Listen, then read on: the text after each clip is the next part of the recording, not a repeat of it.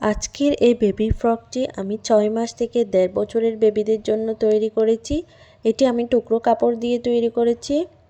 তো প্রথমেই আমি একটি কাপড় নিয়ে নিচ্ছি। কাপড়টি 2 পার্টে আছে এবং 18.5 ইঞ্চি হচ্ছে লম্বা এবং চওড়ায় আছে 10 ইঞ্চি।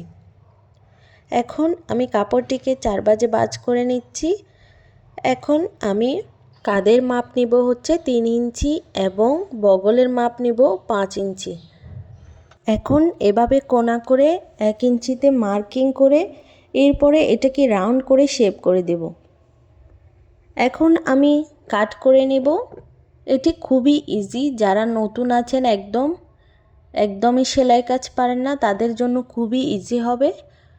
এটা একবার দেখা মাত্রই আপনারা ইজিলি পেরে যাবেন। এখন আমি ফ্রকের পার্ট দুটিকে আলাদা করে দেব, অর্থাৎ যেদিকে জোড়া ছিল সেদিকে আলাদা করে নিয়েছি। এই যে আমার দুটি পার্টই রেডি হয়ে গেল। এখন আমি কাপড় নেব হচ্ছে কুচির জন্য। কুচির জন্য অবশ্যই ঘেরের ডাবল পরিমাণ কাপড় নিতে হবে। এই যে আমার এখানে ঘের আছে 18.5 ইঞ্চি, আমি ডাবল কাপড় নিয়েছি। এখন আমি চওড়া নিচ্ছি 4 ইঞ্চি। এখানে ডবল বাজে কাপড় আছে। এই যে আমি আরেকটি পার্টের জন্য সেমভাবে কাপড় কেটে নিলাম। এখন আমি ফিতার জন্য কাপড় নিব। এই যে ফিতার লম্বাটা নিচ্ছি, দুটি ফিতায় সেম হবে 19 ইঞ্চি পরিমাণে এবং চওড়ায় আছে 3 ইঞ্চি। এখন আমি মাঝখানে করে কাট করে দেব। এই যে আমি সেলাই করতে চলে এসেছি। এখন আমি কুচির কাপড়টিকে ধারের যে প্রান্ত আছে এক প্রান্ত থেকে এভাবে ডাবল করে ফোল্ড করে সেলাই করে দেব। এখন আমি কুচি দিয়ে দিয়ে একটি পার্টের সাথে লাগিয়ে দেব। অবশ্যই বডি পার্টটিকে সোজা এবং কুচির পার্টটিকে উল্টো দিকে রেখে সেলাই করে নিতে হবে। এই যে উপরের পার্টটি যেটি আছে সেটিকে কুচি দিতে হবে এবং বডির পার্টটিকে সোজাভাবে ধরে রাখতে হবে। অবশ্যই খেয়াল করবেন যাতে বডির পার্টটি কুচি পড়ে না যায়। এখন আমি কুচির পার্টের উপর একটি করে চাপ সেলাই দিয়ে দেব। এতে করে কুচিগুলো বসে থাকবে, দেখতে অনেক সুন্দর দেখাবে। সেমভাবে আমি আরেকটি পার্টও তৈরি করে নিয়েছি।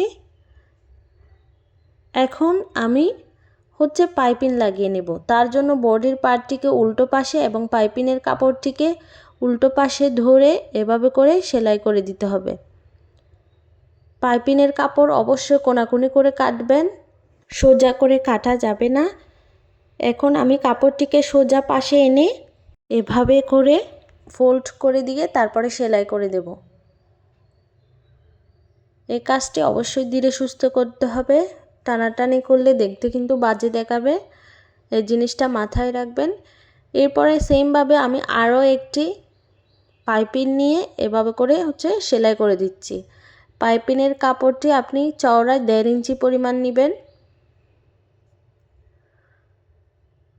যাতে লম্বা হয়, টানলে লম্বা হয় সেরকম কাপড় নিতে হবে।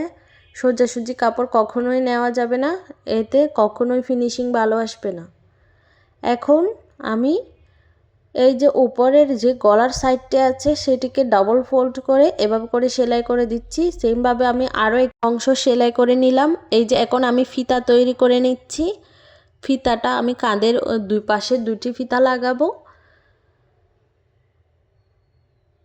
সেমভাবে আমি দুটি ফিতাই রেডি করে নিয়েছি। এখন আমি ফিতাটা একটা সেফটি পিনের সাহায্যে এভাবে করে ঢুকিয়ে লাগিয়ে দেব। এখন আমি বডির যে পাশ আছে তাতে জোড়া দিয়ে দিচ্ছি। অবশ্যই ডবল সেলাই দিবেন, এতে করে ছিঁড়ে যাওয়ার ভয় থাকবে না। এই তো আমার ফ্রকটি রেডি হয়ে গিয়েছে, দেখতে পাচ্ছেন। আমার ভিডিওটি ভালো লাগলে like, comment, share and subscribe করতে ভুলবেন না। ভিডিওটি কেমন লাগলো অবশ্যই কমেন্ট করে জানাবেন।